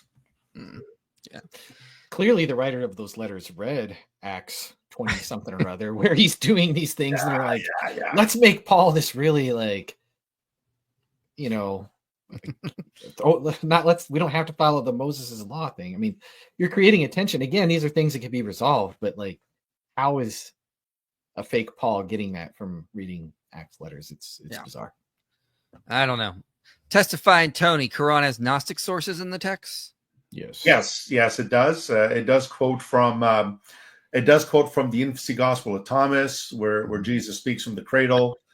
He makes clay birds and animates. I have a question. Are those? Can we match those literarily? Can we what? Sorry. Can we match them like literarily? Like, is it like similar wording that we can show? Yeah, that there's yeah, clearly it's similar wording in the Gospel of Thomas, the infancy Gospel. Jesus says, "I am the Son of God," whereas in the Quran it says, "I am the servant of Allah. I am the slave of Allah." And also in Surah 4:157, where you have the crucifixion being dismissed, there's a line there that says, "They crucified him not, nor did they kill him, but it appeared so to them." And that language does come from a docetic, some of the docetic Gnostic Gospels, where you have Jesus. There's one called the Gospel of the Laughing Savior, where Peter's watching the crucifixion take place, and he hears someone laughing behind him. He turns around, it's Jesus, and Jesus says, "They think they're crucifying me, but it only appears so to them." So that type of language is clearly in the Quran, and there's no doubt that Muhammad would have heard that from some Gnostic groups in Arabia. What makes up a person to attribute letters to when there's other people who actually exist you can do that for? Isn't that the supposed method of the gospel title? Skeptics, not so skeptic. Why make up a person to attribute letters to when there's other people? Yeah, that's a good point here. What I think you're getting at. Like, why not make up letters that are from some of the disciples, like Andrew or Philip or Thomas? Like, why are we making up some guy who doesn't show up in Jesus's life, only in Acts, and and really has to fight for his like validity, especially like we see that in 2 Corinthians so much. Yeah, and half of the New Testament is the letters of Paul. Yeah. Well, it's the same with like Mark and Luke. If you're going to make up gospel authors, you can do a much better job. Than Mark and Luke, for sure. I mean, same with Matthew. The one gospel for the Jews is written by a tax collector. Yeah. This is the stuff we get from the critical scholars just makes me go like, you guys need to take a philosophy class, because like you don't understand how methodology is actually working here. Your explanations are so more convoluted than just the simplest explanations. Yeah. After watching your live stream, I'm still unsure after David's debate. Alex does a great job of portraying Jesus as Messiah, not God. Advice. Well, I don't know what you mean. I mean, there's plenty of evidence Jesus claims to be God, as we pointed out in that stream. I mean, the Lord argument. Look at how the fact Alex didn't even understand it, couldn't really respond to it. He didn't respond to any of David's two power in heavens arguments. He just focused on the whole use of proskuneo and was Jesus ever received worship. That was his main argument. But at the same time, like that is just that's misdirect. That's redirecting to arguments David did not make in the debate and not focusing on the actual arguments where Jesus explicitly claims to be Yahweh. Like Luke 6:46, Matthew 7:21-22, John 8:58. I mean, and then of course Mark opens by claiming Jesus is God. Watch my recent videos I did back and forth with Dan McClellan. They're on the YouTube channel on Mark 2. Jesus claims to be ontologically God in those verses. So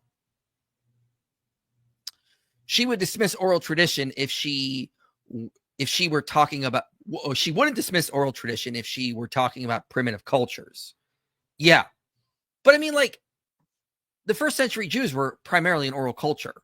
Like texts were there to help oral renditions. They were not the primary mode of like how they would like pass on information, because most people couldn't read or write, and reading and writing material was expensive. You know, someone I think brought up in the chat that 2 Peter 3, 15 to 6. 2 Peter 3, 16 to 17, where Peter actually refers to Paul's letters and calls them. He puts them in the category of scripture. That the unstable they pervert and they distort the scriptures, including Paul's letters, and he categorizes it as they do the other scriptures. Now, even if you were to argue that 2 Peter is not really Peter, as most liberal scholars do, you would still have to argue that whoever wrote 2 Peter acknowledged Paul, and in his time acknowledged Paul's letters to be in the same category as scripture, and therefore authoritative for the church. Yeah. All right, let's put this video back up, play a little bit more, and if I'm getting so incredibly bored with it, so I don't know how much more we're going to play, but I'll keep my eyes open as best I can. That's how I'm reading that now. Probably needs more development, but I just think Acts has the priority. What's that? Might need a little more development. Was that a belch or a hiccup? Might don't have been. It sounded like he belched. Stuff happened. Do you believe the Pauline epistles tell us anything reliable about the historical Paul, even if none of them are by Paul himself?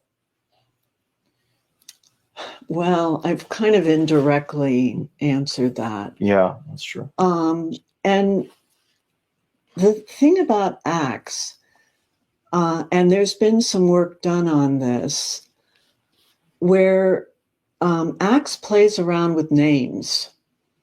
There's many characters who end up with multiple names, and it's a literary technique to show a transformation of some kind. Paul becomes missionary to the Gentiles. And so his name kind of takes on, he gets this Roman name. So there's this playing around. He always had the name. Yeah, I think she contradicted herself there because she insinuated there was a deliberate change there. Now she's admitting that people had multiple names. So it sounds like she's going against what she said originally. Around with names. So in the scholarship, it's funny, when you read Acts, we hear about the author playing around with names, but somehow when it talks about the name Paul, that author doesn't play around with that name. What is the argument here? Still trying to figure that out. Yeah. Okay. I'll just play some more. I don't understand her point here, how this means anything. There is so much wrapped around Paul, the historicity of Paul, and the letters being genuine, that even though good scholars know about Acts and how it uses names, how it creates narratives. What are you doing, Erik? I'm talking with my hands. So I saw you mimicking her. It's not like Trump. I'm trying to stay awake. I'm staying awake. Trump does. It's okay. People talk with their hands. I'm just trying to stay awake. Want to touch Paul. You're telling. So I think that's a little strange too. And I think we need to see Paul as part of the character mix in Acts. It's a long way around of getting away from that exact answer of historical. There's no argument there. I don't even understand her argument here. I think she's just rambling. Yeah. I'm going to play a little bit more and then we're just going to stop. Yeah. Why do you think the letters were composed? Well, it's here that I think that if there was some genius involved in this early Christian literature, it was the composition of letters. And that's another thing that one can think about. Why does the New Testament have all these letters? Where you think about the Hebrew Bible, there aren't any standalone letters. There's one in what we call intertestamental works, this letter of Jeremiah. Okay, so because there aren't any letters in the Hebrew Bible, therefore, doesn't she also think like a lot of that is forgery too? So why does that matter? Like, if anything, this would not support her position because the letters would be more authentic. She thinks this is a genre. She thinks this is a genre because Seneca's got a bunch of fake letters and all this other stuff. And that there's fake letters. We know that. Yeah, and there's fake letters. And so the only time that we see the Pauline letters is when they're in a collection, which is what we see with these other letters. And so they have to be in a collection. She kind of like speculates like, well, why don't we have like one manuscript of just Romans and from the first century? So they're only in collections. Yeah, because Paul was dead and people wanted to collect his letters because they started to regard them as scripture and that he was an apostle and they might want to hang on to his writings. But she thinks, no, that's too spooky. That's too sketchy. It's got to fit better with this other theory of people writing fake letters. So again, you got somebody writing fake letters to people about circumcision and getting drunk during the Lord's Supper and diddling their stepmom and, whatever other situations that Paul is writing in these occasional letters, dealing with stuff, giving the Romans a bunch of doctrine and all this other stuff. That makes more sense to her, I guess. But It's Yeah. something. I mean, the Book Yeah. of Esther. There's letters in the Book of Esther. So in the Hebrew Bible, the Book of Esther, there's letters. So I don't know why she has to go through the intertestamental period to argue for that. Yeah, it's a weird argument. It's like, I would think like the fact that there are letters in the New Testament from her perspective would make them seem more authentic, because wouldn't she be someone who would say a lot of the Old Testament is forgery, mythology, and it's not letters? Like, why is it always mythology or fiction, regardless of how we look at it? I would be really curious to know if she thinks like the Old Testament stuff is mythology, forgery, fiction, you name it, whatever you want to call it. So it's very interesting that you would have Paul take on agency with letters. Why? And why I think it's genius is because of the power of the letter genre itself. Maybe one of the most important points here is a letter seems real. You heard it here, folks. A letter seems. I wonder why the Yeah. letters seem real. Yeah, Maybe. I don't know. They're real. I don't know. I just did a crazy idea I have there. So People just wanted to fake a letter to some guy named Philemon about a runaway slave named Onesimus and include a bunch of weird names, that make it seem legit for reasons, apparently. yeah, for sure. Man, it's. I'm done. I'm done playing that video. This is just complete nonsense. Can we just move on from this sensationalist crap? And then again, what's going to be the next crazy theory we're going to hear about? Anything to avoid the traditional view. It's weird. Well, another thing I just wanted to throw this in here that I think is weird is if these are fake letters, like there's this theme of like this collection for the saints. And so you have like 1 Corinthians 16, 1-4, where they talk about setting aside weekly offerings. And then in 2 Corinthians 8-9, you see Paul sending Titus to encourage them to finish. In Romans 15, 25-28, you see Paul's ready to deliver it, but this is like years later. And then out of Acts, he's just before Felix, and he's like, hey, blah, blah, blah, blah, blah. And by the way, I brought alms to my countrymen. So it's like the theory here is like, okay, this really clever forger decided to weave all of this stuff. And there's Galatians 10 or 2:10 where it says like, hey, the apostles told me to remember the poor and all this other stuff, and I was eager to do that. So it's spread across 4 different letters in Acts, spanning multiple years, churches, messengers, travel plans, like Titus, who probably doesn't exist, laced with personal anxiety, Paul kind of pressuring them and shaming them like, hey guys, like, let me give you an awkward guilt trip about this offering that you said you were going to have, all kinds of moving parts. But yeah, it's just a clever forger just looking up this random one statement that Paul makes to Felix. And it's like, I'm going to weave all this crap between 4 different letters because I'm a clever genius, guys. Like, about a fundraiser. Like, what the heck kind of lesson are people going to get out of that in the 2nd century? Like, there was a famine in Jerusalem, and like, we actually know that happened from Josephus. Like, maybe that just fits in the actual context of what happened. I don't know. Maybe. I can't. We got to take what you say with a grain of salt because you're a dishonest McPartland. I'm just conspiracy theory. I sound like a crazy conspiracy theorist. Like, this is clearly up there with QAnon kind of stuff. You know? But she's totally rational. Totally. All right, let's get to some super chats here, and then we'll close this out. Unless you guys want to talk about anything else. This is from an earlier guy. I fear if the abolitionists thought the same, there would still be slaves. We are in extreme times, and I cannot help my friends by silence. Okay, then help your friends. What do you want me to do? Okay, I don't think we're in extreme times. For I sure. would say I don't think turn off the news and go turn off the news. Touch The grass. news wants you to think you're in extreme times because that's what the news gets money from. The 24-hour news is 24-hour news so they can keep selling sensationalist nonsense. Get out, touch grass, turn off social media. And I don't think anything today, the only thing I would say is comparable to the abolitionist movement of the 1800s would be abortion today. Yeah.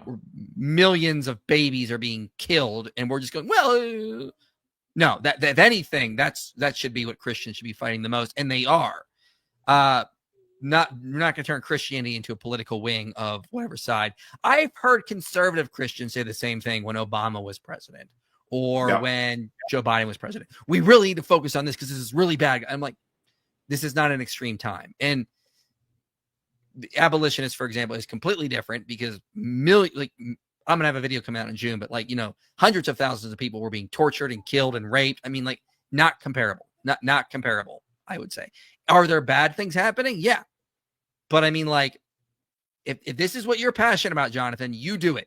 Don't think you're going to recruit me because God has called me here to do this. You go focus on your stuff. Yeah. Can you be saved or sanctified through your spouse? My grandpa died believing in God, but not a Christian. My dad is wondering if there's any hope for him and stressed about this. Please answer this question with care. Okay. Here's what I would say about that. God is perfectly just and omniscient and perfectly loving. He will know how to judge properly.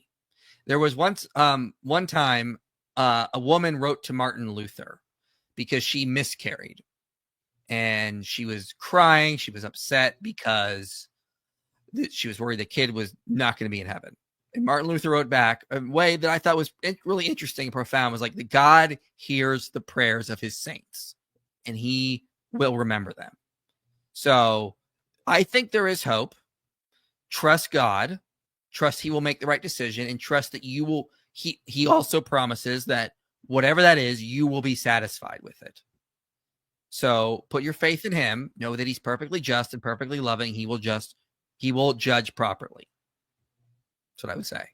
Yeah, I agree with you, Michael, that there is no injustice with God. There's no mistrial in God's court. And so rest in God's, rest in his mercy, rest in his justice as well. And just keep doing what you're doing, Matt. And St. Augustine once said that when we get to heaven, we'll be surprised to find people there that we thought would never be there. And conversely, we'll be surprised to see people there that we will not see people there that we thought would be there. So again, rest in the mercy of God, rest in his justice. There is no injustice with God. And so it's one of those things where you need to lean on the Lord. Deuteronomy 29:29 says, the secret things belong to the Lord our God, but the revealed things belong to us and to our children. So again, rest in his peace, rest in his justice and mercy. Yeah. There'll be a lot of people surprised when I'm in heaven. They're gonna be like, you're here. Just wait. You had that Eric Manning on your channel. There's no way you're getting into heaven. That's right. He's a corrupter. I'm a new Christian, so at first a lot of this stuff goes over my head. I'll rewatch your live with this knowledge. Thanks. Yeah, check out some books that argue Jesus is God. There's a really good book called Putting Jesus in His Place by Robert Bowman Jr. and Ed Komaszewski. Highly recommend that. It's a good short read. They give a lot of evidence in that short book that Jesus is God. Check out Darrell Bock's book. I believe it's called Jesus the God Man.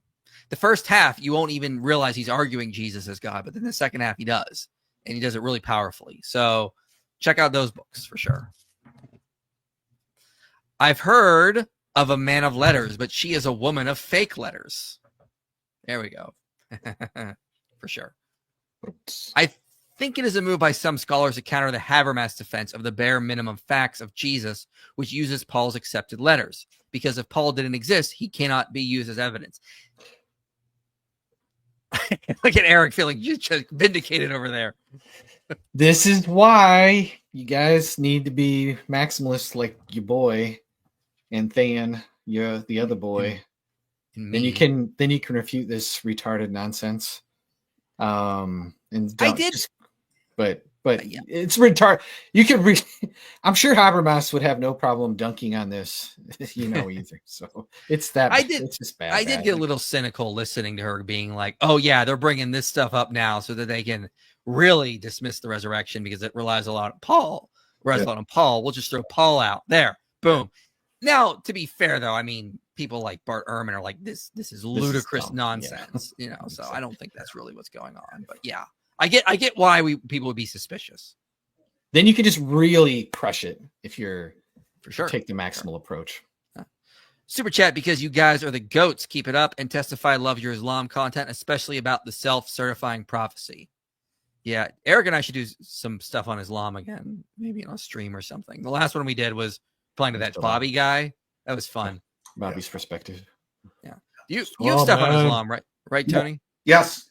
I've been doing it for about 40 years and debated. I just came back from Arizona. I was debating Shadid Lewis there. We had 2 debates down there, so it's pretty good. Yeah. What was the topic? One was does the Quran confirm or disprove the Bible? The other one was that the early followers of Jesus believed that he was God in human flesh. Oh, okay. Yeah. So there's a follow-up there. That's a Q&A session there I had with Shadid Lewis. And if you scroll down, you'll notice there's there it is on the far right there. Did Jesus, for second row, did Jesus' first followers believe he was God in the flesh? And then I did another one on the Quran with him. You got to work on your thumbnails here. I'm very disappointed. I know.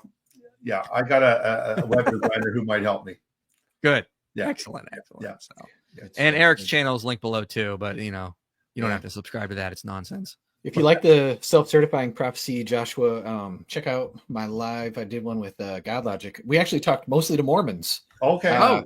Really? Who also used the self-certifying thing because Joseph in Genesis 50:33. I don't know if you guys knew about Genesis 50:33. Mm-hmm. He does the exact same thing, and so it's fun because you can pit. It's a 2 birds with 1 stone kind of argument there. So yeah. So we mostly talked to Mormons. We had 1 Muslim, but it was fun times. Everything I know about Joseph Smith, I learned from South Park. Joseph Smith was called a prophet. Dum dum dum dum dum. Lucy Harris, smart. Some of their finest work. Thank you for the super chat. Pray for us in the UK. I'm having to fight for time off work to go to church on Good Friday. It's sad to see what this country is becoming. Yeah, it is a dumpster fire over there. Well, by the way, I'm going to be going to London second week of June. So I'm doing some work there. You going to be there, Michael? Yeah, I'll be there. Yeah. You're going, Eric, or no, no, he's not cool. Are you with the J. Smith group, Michael? Yep. Yeah, I couldn't make the first week, so I'll be coming the second week. You still be there? Oh, nope. I'm flying out. Oh, okay. That weekend. I got something else planned. Yeah, I couldn't make it the first week, but I'll be there the second week. I'll be at Speaker's Corner, and we're also training some churches on how to evangelize Muslims. Yeah, that's good. Yeah, I will. First week, I'm coming in early because I'm doing some stuff with Unbelievable, some debates. With Justin Brierley, unbelievable. Not him anymore. Now it's Andy Kine. Yeah. Oh, yeah, someone else. Oh, yeah. Okay. Yeah. Gotta get caught up. Yeah. Old timer. Why does Dan McClellan look exactly like Language Jones? Also, YouTube is blocking my chats. Had to use my spare account from Mojab's defamation defense lawyer. Who is in Language Jones? I've never. I've never heard of Language Jones. Is it? So it's a YouTuber. Okay, I'm gonna put this guy up because and you guys can be the judge. Yeah, this guy looks like Dan McClellan. Maybe a little. It's time for the Swedish word of the week because maybe a little. A little bit. They could be brothers. Or maybe distant cousins. I don't know. Yeah. I'll give it to him. He's not condescending looking enough. You're mean. It's Although true. he's been very, very mean to me. So I mean, I'll let it pass given how mean he's been. And he's very condescending to me too. Yeah, for sure. A question for you guys: is Jesus contingent on the Father? Does the early church hold to that position? Yes. Jesus is not aseity. Aseity is only the Father has aseity. So Jesus is begotten of the Father. His whole being is of the Father. Only the Father is the one true God. This is why Dr. Joshua Sijuwati says the Father is God in a numerical sense. The Son and Spirit are God in a predicative sense. Or as I say, ontologically God. Mm-hmm. So hope that clarifies that. So what do you have coming up on your channel, Eric? Anything exciting, new, fun? I'm doing a series right now, How to Be a Better Muslim. So I've been so like one of them is like a recent one was like go ask a Jew about the Torah because why do they come to to you, Muhammad, when they have the Torah for judgment. And so go ask a Jew about the Torah. You're going to find Muhammad in the Torah too, supposedly. Just ask Lily J. And then also I'm doing a similar one for the go ask a Christian about the Injil. Don't say that Muhammad did miracles, because the Quran's like, hey, you were already given the Quran, that's sufficient. So if you're saying that he did miracles and you're saying that it's insufficient, don't be a kafir. Get the heck out of my house, as Sheikh Azakim said to Sneeko there. And then blame Jesus for Christianity, because he says, hey, Jesus, did I tell you to, people to worship you and your mom, and all that other kind of stuff. And so that's a little series that I'm doing. And then I'm going to start doing, I've been finding that I will just need to probably do more deep dives. So I'm going to start doing more lives. So I'll probably do stuff like this, or I might just like run through some slides. I'm also going to invite people to come up and have conversations. I've done a few with Jonathan McClatchy, who I know Tony knows a little bit. Yeah, I know. And we talked to like doubting Christians. If you have any questions, we kind of give people an idea of what the Talk About Doubts ministry that he has is like, and we'll answer questions. Then I'm also going to open it up to like people of other faiths. I'll probably focus some streams on Islam, kind of like Avery does on his channel, God Logic, and as well as like, just anybody. So I'm trying to kind of stretch myself out there and get out of my comfort zone. But I'm just finding that in order to get, I'm so used to just making really short, kind of punchy videos. But I'm going to run out of things to say with those. And so I want to be able to go deeper. So I'm going to have to just do more of those. So that might become cool, like at least half the videos that I do, if not 75% of the videos that I do going forward. Good. Anything you want to promote, Tony? Yeah, I'm going to be this week, being Holy Week. I'm going to be quite busy with church. Next week, I'll have Hatun Tash on with me, and we'll be discussing the Quran and the Bible. The week after that, I'm hoping to get Anthony Rogers. He just debated a Muslim imam in North Carolina, and so we're going to be reviewing that debate. I'm also supposed to be having a debate with a Seventh-day Adventist pastor on the Seventh-day Sabbath, and that will be with Answering at Adventism's channel, Miles Christian. So that'll be April, what is that? April the 28th, Monday, April the 28th. And I'll have some stuff out on, I'm preparing a video to put out maybe next week on the Hafs and the Warsh versions of the Quran, and how we have real textual variance between the two. Because one thing we keep hearing all the time, of course, is that the Quran has been the same, preserved since the time of Muhammad, not just to the letter, but to the dots, the diacritical points that didn't even exist in the time of Muhammad, that they've been preserved even to the strokes and the diacritical points. So I'm going to show where there are, you can see it even in the Arabic. You don't have to know Arabic to see that the letters are different. So I'll be working on that. I also have a new book out, No King But Christ: The Collapse and Bankruptcy of Secular Worldviews. That's available on Amazon. So it just came out last December, and I deal with a lot of what is the place of the church and the Christian in our contemporary society. So a lot of it has to do with social justice, so-called, the whole cultural Marxist understanding, and how ultimately it is a battle against the king. It's Psalm 2, verse 1. The nations have gathered themselves, the kings, the rulers of the earth have opposed Yahweh and his anointed one. So it's available on Amazon, No King But Christ. That's the main title. Cool. Excellent. Yeah. I will be, when is that? I'm going to be in Brisbane for anyone who wants to come out and meet me. What are the dates on that again?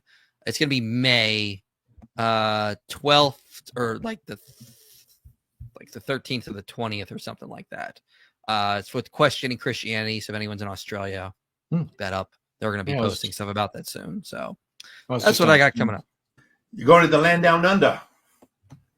And they'll have real accents, unlike yours. Maybe you can meet up with Lily J and have a debate or something. Oh, wow. She'll be like, hey, ChatGPT. I'll be like, hey, Grok. And then we'll have Grok and ChatGPT debate each other. That's right. So have you guys accepted that Paul didn't exist? I sure have. Oh yeah, yeah. She was so convincing. Yeah. So convinced. Yes, yeah. Yeah. But top scholarship right there. So Oh yeah. Oh yeah. Foxy Grandpa, wait, only the Father is the one true God. So Jesus says in John 17:3, you are the true God, is what he's saying. Now, there is a case to be made that at the end of the first epistle of John, Jesus is called the true God as well. So they may just be designating the Father as true God, while also Jesus is by the same author later on. However, I'm a monarchical Trinitarian, which is Dr. Joshua Sijiwadi's view, which is that we say, again, the Father is God in a numerical sense. The Son and Spirit are God in a predicative sense. Now, they're all ontologically God. They share all the same intrinsic properties. So Jesus is not ontologically subordinate. The Spirit is not ontologically subordinate. But the Father does have a satiety in that he is uncaused. And so that's why Jesus can speak of him like that. And Sijiwadi uses that verse, for example, to help support that. So hope that helps. You can look up some more stuff on that. You could look up lectures or interviews on YouTube by Dr. Joshua Sijiwadi. You'll get some good stuff on that. So, all right. Anything else, or can I stop talking? We can close this out. We're good. I'm good. All right. Bye. Yeah, just one more thing. Last week of June, I will be in Franklin, Tennessee at the John Bunyan Conference. So if any of you folks are in the Tennessee, Nashville, Franklin area, be good to see you. Cool. Excellent. All right. I'll be back streaming. I'm going to have a video coming out tomorrow on Easter, but I'll be back streaming again Monday. We're going to be talking about 2 Kings 3 and if Chemosh defeated Yahweh with some scholars. Ooh, So we're going to be so dogmatic. that again. Yes. All right. I'll see you guys then. You made it to the end of this video, which means this message matters to you.